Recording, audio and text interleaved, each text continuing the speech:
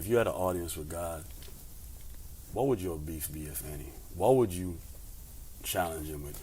What question would you say why to?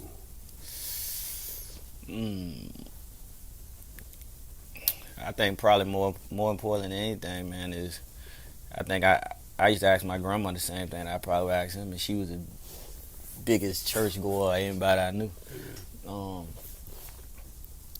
But why is, why you got to get the rain first to get to the end and to get the rainbow? And I think a lot of times his life learned lessons that he tried to teach us that I've learned on my end.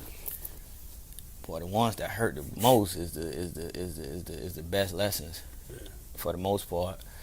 But I think before I end my conversation with him, I let him know that I trust him. And I think I wake up every morning no different than anybody else, for the most part, that believe in him.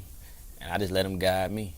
I know a lot of times, I know I ain't perfect, the farthest thing away from it, but I think it's so important for me to not only understand how it is that I'm trying to move,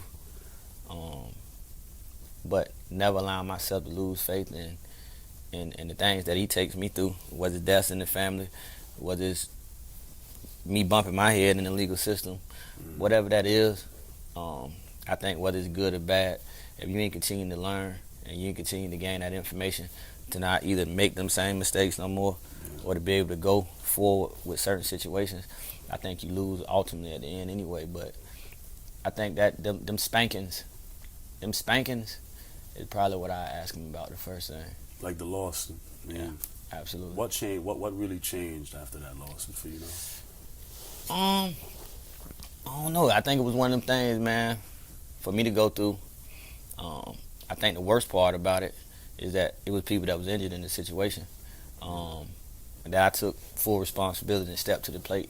That was the first thing. But for me to look at the other side of it too, and understand that, okay, now that this is over with, we serving our debts to society about the mistakes that we made.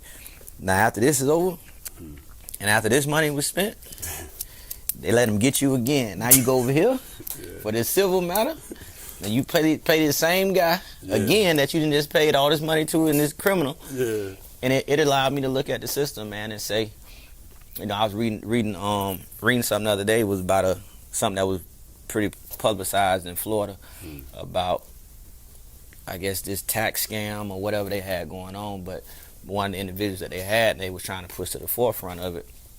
They took all the things that they said she accumulated from this illegal activity.